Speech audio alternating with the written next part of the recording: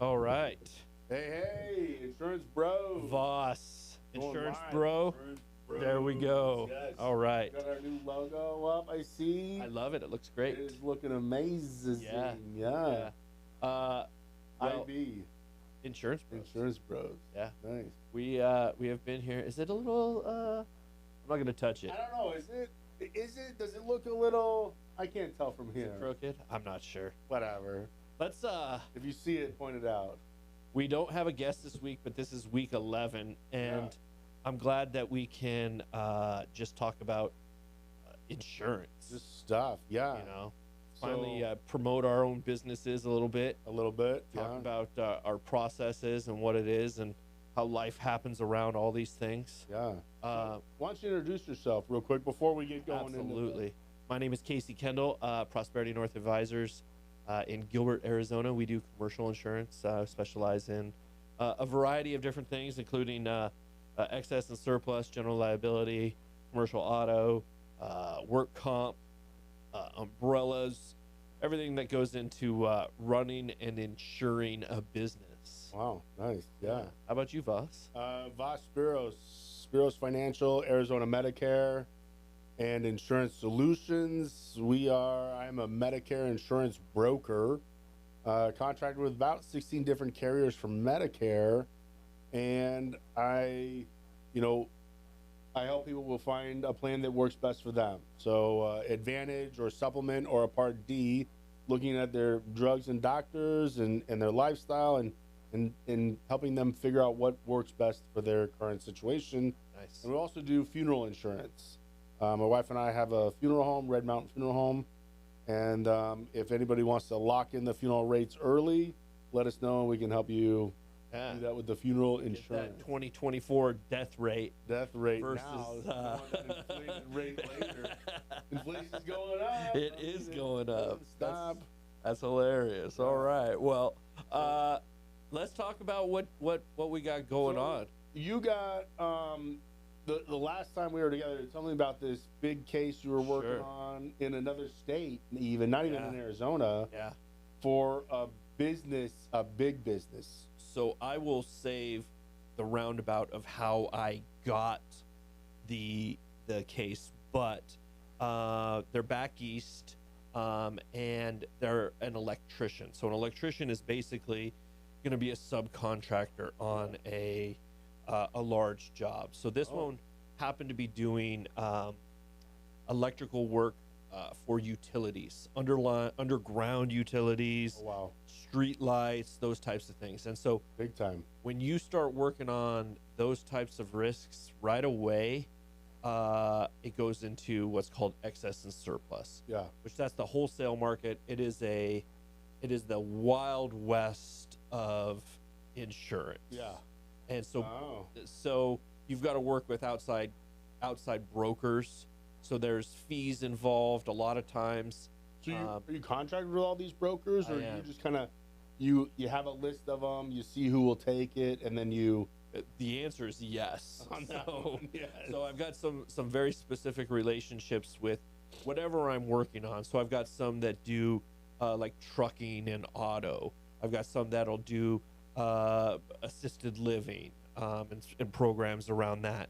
And then I've got you keep going. Well, so then other ones where they're like service-based contractors or like general contractors where they're doing the actual work of physical labor. Yeah. And you have like when I contract with a carrier or a broker to sell different things, it's a process. It is. You go through that same process every time you need to do surplus line? So I guess essentially yes, after that initial pop. So once you're contracted, and I'm pretty much at the point to where if someone came to me and said, hey, I've got an electric company in XYZ state, and we're doing utility and power poles and pulling wire for streetlights. That amount of risk is so huge. So I know exactly where I'm going to take that and who I'm going to work with. Oh, okay, yeah. Same is true for like a restoration company that's doing like water or mold or fire damage, those are all excess and surplus. Those are automatically going to always go to excess and surplus. If someone is telling you different, they're wrong. So what happened with this one? Because you couldn't talk. You stopped talking about it all last week. Yeah, well, so we went through. I would say we went through quite the process. Like, they delivered us a list of documents that essentially the list of documents took away the risk from the general contractor, and so the subcontractor has to be very careful in the way that they protect themselves, but the general contractor is always going to push that risk directly down to that subcontractor and hold them responsible. Right. Which, I mean, is Makes expected, sense. right? So when you think about how that works, there's some very specific documents. You've got your primary and non-contributory. You've got your waiver of subrogation. You've got additional named insured, a per project document, and along with the certificate of insurance. Now, those are all pretty standard documents, but I learned some pretty big lessons in this case. Yeah. And the lessons that I learned is, one, make sure that you get everything in writing, because it's always good to get everything in writing. Got to get everything in writing. I had more of a verbal agreement with the insured, and it came back and bit me. Go ahead. No, like, you do there's a lot more work that goes into creating a liability insurance for business. Yeah. Than there is for the life and health and insurance quotes. But I imagine there's when I went through it for our business, we spent a lot of time with our broker trying to figure it out. Do you do all the paperwork? Because there was so much paperwork. It was almost like real estate type stuff. So it is a lot like real estate type stuff, and you've got to go through that process. And in fact, this case that we're working on, they had a checklist to where we were actually delivering documents to that. Oh, wow. I think the other lesson in this larger case was make sure that I'm managing not only that subcontractor's general contractor, but managing the subcontractor and how they're delivering those documents to the end user. But yeah, they are extremely detailed. They've got to be aligned with sometimes a specific job or a PO or something like that. But it is such an intense process.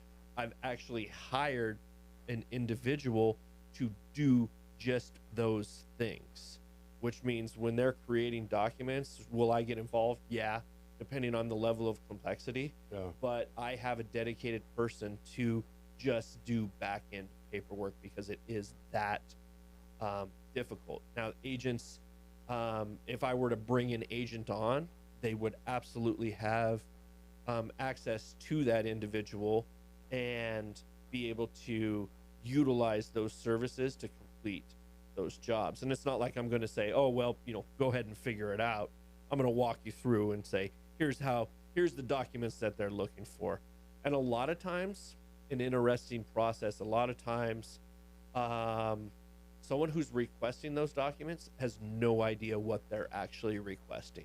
They've either Googled it, somebody else told them, they copied and pasted it from a different vendor or contractor. Yeah. They really have no idea what they're requesting or looking for. It's crazy. Yeah, my soon to shift things over to your company, but they mentioned sometimes the cases are so in depth that they would actually charge for the work. Like, you're a consultant at that point, and you charge for your time. Absolutely. Everyone should charge for their time. Yeah. Time is valuable. Time is really the only thing that you have. I mean, the commission that we earn is one thing, but if you're going above and beyond and almost like a financial planner or a consultant in that aspect, I mean, do you get compensated for your time?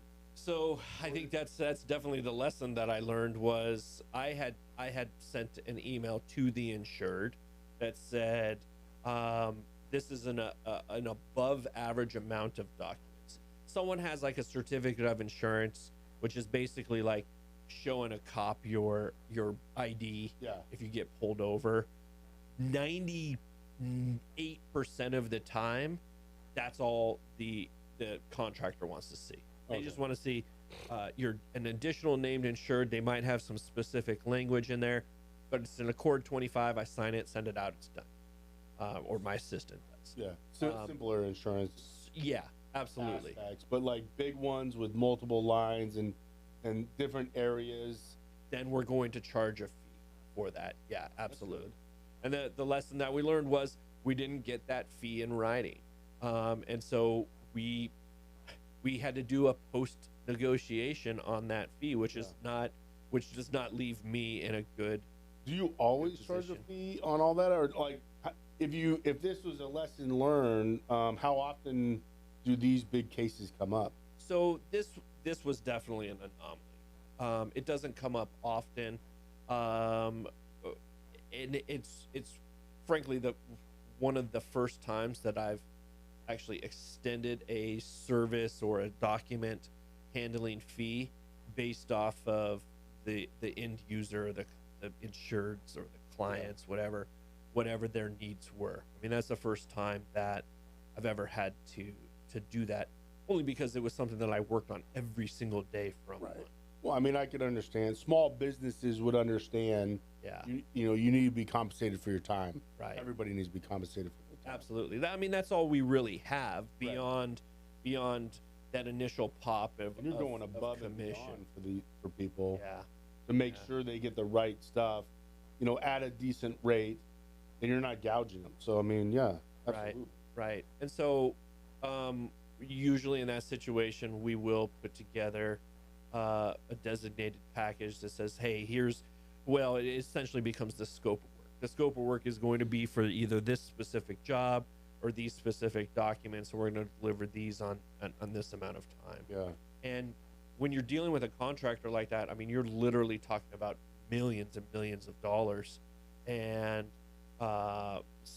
especially with municipalities being involved, because you're pulling utilities and streetlights and stuff like that.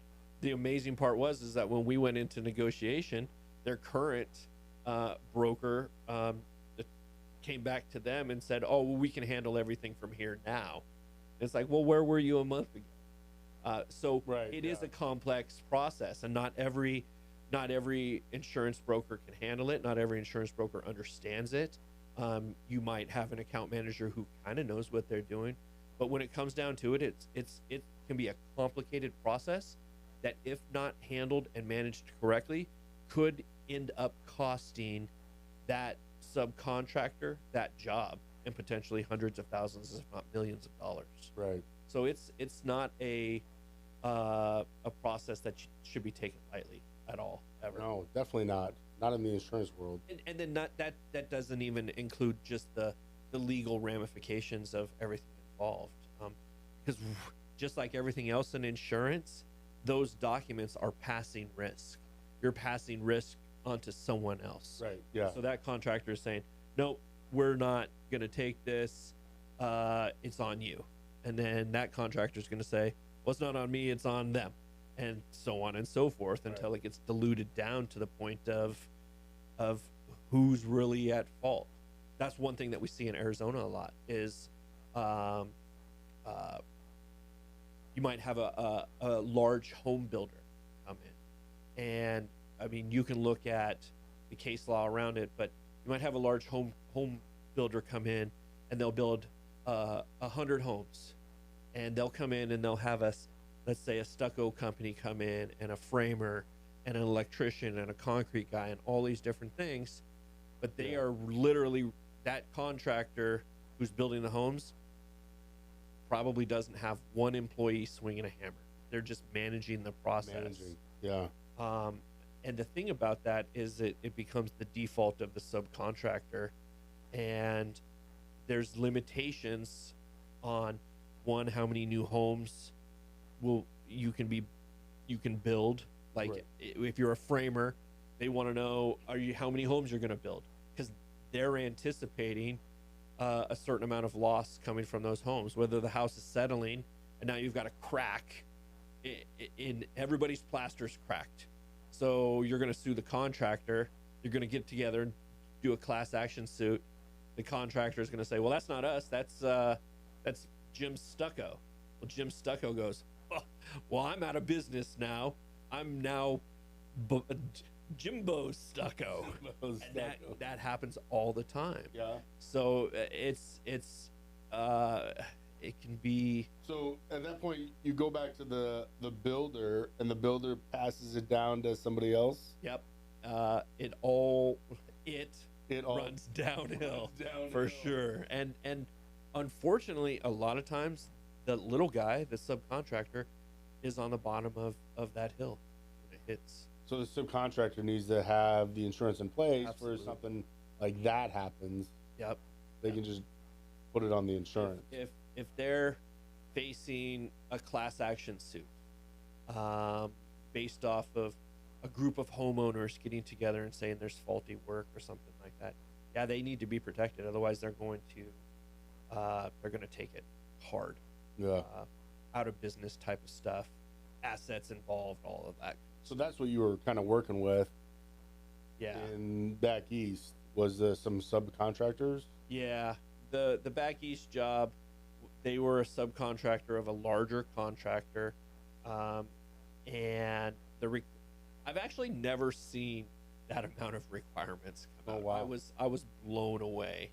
But does the state give you the requirements needed, or no? Although some will, like if you're working in a state like New York or California. Oh yeah, I imagine those are no joke. Yeah, Stay away from that. I stay out of those states. But are there some requirements? You know what? Not really.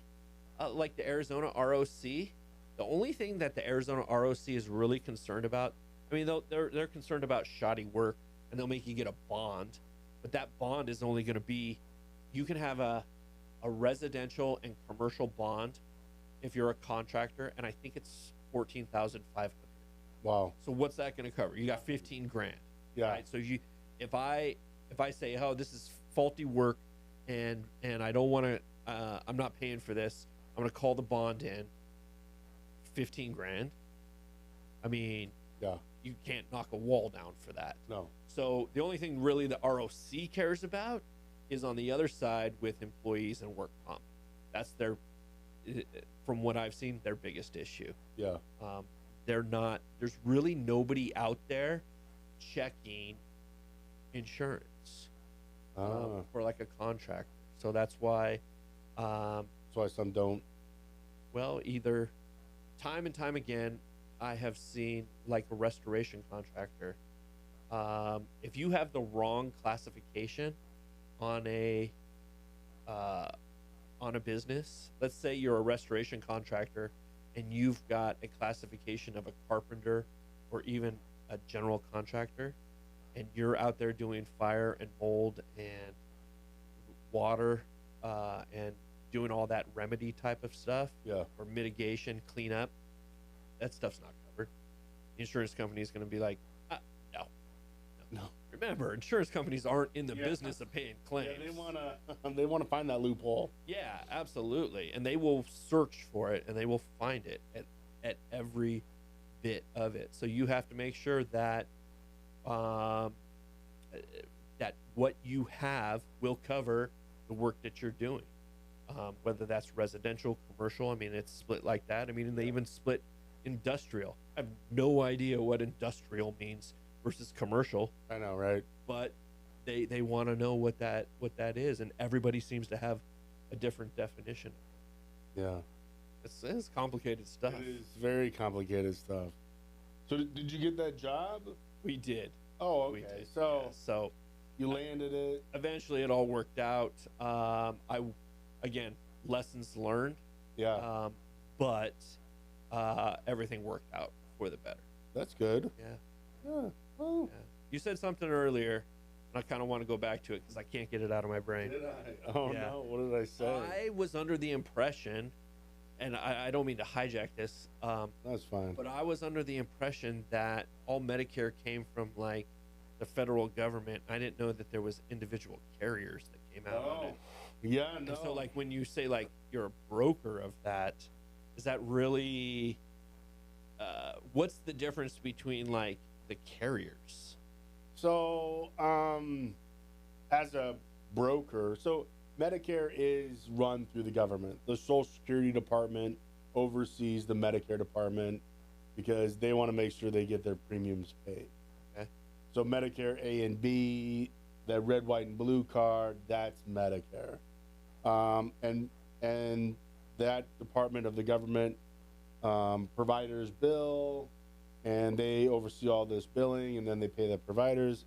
So Medicare Advantage plans and Medicare supplements and Part D plans, those secondary type things, they are run by insurance companies. Interesting. So insurance companies that offer something to cover the 20% Medicare doesn't cover. So I'm contracted with insurance companies called carriers to oversee the Medicare, the 20%. So you get a supplement plan, a plan G, a plan F. Don't have F anymore, but G or N, and that's straight insurance. So you pay a monthly premium for that, and it covers the co-payments for the 20% Medicare. And then you get a Part D prescription drug plan, and that covers the drugs. Or you get a Medicare Advantage plan, and that kind of, you don't pay anything monthly for that, and it turns the co-payments, the 20%, into minimal co-payments for service. So for the carriers, I am under, a broker. I do contract with other bigger brokers to sell insurance. Sure. And then they have to be, so to get a direct contract with an insurance carrier, a agency would have to produce about 500 new clients, bring on 500 new clients per year per carrier. Wow. On a small level. It's normally about 1,000. So I mean, it's a lot of production. Yeah. And as a broker, as our little agency grows, towards that ultimate goal, we still have to be under other brokers. Like you're under brokers for different types of insurance. We're under Tapestry Insurance and Spark Advisors. Okay. Spark Advisors controls our CRM, which they are amazing. But it's tough to contract direct to an FMO like Spark, the big one, because they're big, and right. they just run at what they do. So if you contract direct to them, like I was contracted direct to a big national broker, and to try to get customer service and help was almost impossible because they're so big. Yeah. So then agencies contract with them to have access to more carriers across the country, and we provide the service for the agent. So as you kind of tier down, which is nice. But tell me, you've been doing this a long time. No, yeah, go. Cut me off. What makes a good agent? Like where you look at it and you're like, yes, this person is gonna make it, or I wouldn't. I wouldn't bet on this. Is that a fair question? That is a totally fair question. I started at New York Life 12 years ago, and the turnover rate for agents for life insurance was like 90%, 95%. Sure. I made it there 2 years, and it was tough. And they have a really tough regiment to create an agent. But, and you have to hit numbers and things, and you have to be proactive. Most people made it 6 months and quit because of the the proactiveness you have to do. And it's a commission. Insurance is a commission job. Yeah. Can you afford it? Can you afford it? Yeah, you got to eat what you kill. Right. You eat what you kill, but then if you come over from a 9 to 5 because you hear the potential money you can make, and then you give it a go. But most people come over, they see the potential they can make, they realize I'm my own boss and I make my own schedule, and they don't make it because they see the I can make my own schedule. I sleep in the morning. I do a little bit of work. I end my day at happy hour. Check out to see who the baby daddy is right. on Maury. Like they work for a few hours and then there's nothing. But as a business owner, you can't look at the time clock. You just have to do the work. Yeah. And I heard someone say the other day, you become a business owner to get away from the 40-hour work week, but now you're at an 80-hour work week. That's true. But it's like, so the ones that make it, and I anybody that's interested, I bring them in and I give them the tools and explain it. You try to scare them off? Not really. Actually, I built up a huge network over time and a lot of referral sources, and I can introduce people to warm referral sources and train them how to cultivate that. Back when I started at New York Life, they gave us a bunch of ideas on how to get referral sources, how to meet people, but not how to cultivate it. Yeah. So, idea after idea, go out and do it, and eventually something will happen. Just they're throwing stuff on the wall and what sticks. But I've taken all of that kind of training over the years and honed it down to, okay, we can throw some stuff on the wall if you want, but I'm going to teach you how to cultivate everything. But the ones that really do good, they treat it like a full-time job. Sure. The other one, people come on and they have a job and they want to do this part-time. That's fine. That's okay. But there's some that come on and just like, oh my gosh, I make my own schedule and I don't have to work full-time anymore. And, and I can make a little money here and there and I'll be okay. But then, you kind of get on that pace. You're not really putting your name out there. You're kind of just hoping for the best. You tell your friends, you go and do a little bit here and there. You meet one person once and never talk to them again. Right. And then you come back and be like, well, this isn't working out for me. I'm like, well, are you doing this, this, and this? Well, no. I'm like, okay, well, then that's why it's not working out for you. So you can kind of, weed people out in a sense.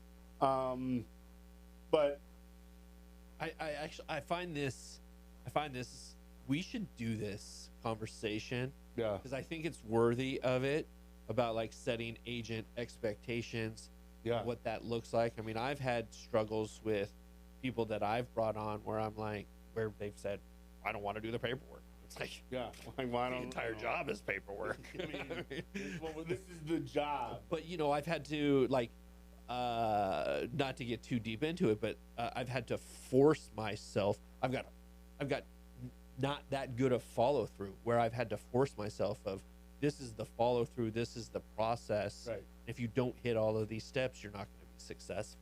I picked up a few things through the years, and my manager at New York Life, he would tell me, he's like, I help those that help themselves. And I didn't really understand it, but eventually I figured it. But he always helped me because I was always out every day trying to get names. Right. Like, you need 5 names a day minimum, and I'd be out there trying to get 10 names a day. And then, making calls and doing follow-up. And he always tells me, he's like, I only help those that help themselves. Later in life, now I understand what he's saying. I help the ones that want to do the work. Right. So in my aspect, I kind of live by that. If you want to do the work and you want to better yourself, then I want to help you. But if you come in and I give you all the tools and you don't do the follow through, I'm not going to go out of my way to, hold your hand forever. Sure. Eventually, I give you all the tools. I give you, I made this book. I make this book for the agents. It has all the general questions that would come up in here and how to do things and everything I've learned over the course of time. So it's like anything you would call me and ask me, you can probably find in the book. You can't just call me and ask me and we'll do it. But, I give the tools, I give a phone number, I give an email, I give business cards, everything. It's like a whole business all wrapped up into one, and here you go. And then it's like, and then I never hear back, and then I can see what the production level, and it's like, well, they're not really doing anything. So, right. I want to help, but you can only, horse led to water and right. such. You can't make people drink. Yeah, I think that this is a great topic. We should talk about it more. Let's talk about it next week. Yeah. Let's talk about what makes a good agent, some of the pitfalls, and really get in depth. I'm really curious about that book. Oh, yeah. Wow. That's actually something that my wife has been after for a long time, where she's like, you have to write everything down. That way it becomes a repeatable process, and you're way ahead on that. Oh, yeah. That's awesome. I mean, it's super helpful. Yeah. When I explained it to a new agent, and I had one tell me, like, well, how much does that cost? I'm like, if you work, nothing. Right. Get out there, do what you say you're gonna do. Yeah. Yeah, and I'll end with this. It becomes one of those things. When I was working for someone else, or selling somebody else's stuff, whether it was software, copiers, or even insurance, I never understood what it meant to when they used to say, well, this is your own business. I never understood that. There's that one, and then there's the you work for somebody, you're gonna make them money. You need to go work for yourself and make you money. Like, you're absolutely right. If you're working for somebody, you're gonna make them money, and you need to make them more than what they're, so they can cover your salary. There is a certain cost that comes. Cost with having an employee. Yeah, absolutely. Even if they're a 1099 status. Yeah, and then if you feel like you deserve more, go out and become commission only and see what you're worth. Ooh, that's a big one. I'm gonna leave it right there. There's a Rocky Balboa speech. Yeah. That I'll play every once in a while, where he's talking to his son, and it's one of the last ones where his son is embarrassed because Rocky's still fighting him. He's like 90 years old, right? Yeah. And he's like, you're out there, you're embarrassing me, and I'm only here because of you. And he's like, it's an epic speech, and he's like, if you think this is what you're worth, then go out and earn it, and you but you got to be willing to take the hits. Yeah. I think that, it's like going back to boxing, Mike Tyson, everyone's got a plan until you get punched in the face. Right, yeah. And you get punched in the face, and that's where agents are made. I like listening to those quotes and movies about different selling things and stuff. And it's, the old saying, you get bucked off a horse, what do you do? Yeah, get back on it. You get back on, you get punched in the face, what are you going to do? Just go and cry? No way. Punch back. You just keep punching, moving forward. Yeah. Awesome. Well, all right. Woo! I think we solved a lot of problems today. Yeah. This is a great therapy session. It was great. I feel really good. It's so much better now. Voss, I appreciate it. You got events coming up this week? So there's an alpha event on Wednesday. Oh, that's a big one. That is a big one. If you can make it, come on out. I think there's a door charge for that one, but it's totally worth it. We have HSP at the funeral home on Wednesday at 3. Stop by there. It's a 70s theme, so it should be fun. And next week is Senior Healthcare Solutions Happy hour. Nice. Cadence and Chandler. So perfect. Stop on by. Anything for you? No, I do have a planned event for July that I will be plugging along the way, so you can check social media on that. Arizona Men's Club, which is a networking group specifically for men. we target the East Valley of Arizona, but if you're in town, come on by this week or the one in July. We're going to be at Culinary Dropout. Oh, that'll be in fun. downtown Gilbert. I like Culinary Dropout. Yeah, that'll be July 19th. So we'll talk about it before then. Yeah, but I think we got a great topic for next week. Yeah, I'm looking forward to that. And if I love guests as well, in that process, so I think that we should continue to look for that. So if you want to be featured, so we're absolutely. gonna set up like every other week kind of thing for guests. I think so. I think that's a good idea. Yeah. All right. Yeah. If you want to come on, let us know, and we'll bring you in and make it happen. Talk about your business. Your business. Awesome. All right. Insurance Bros out. Bros. Good job, Voss.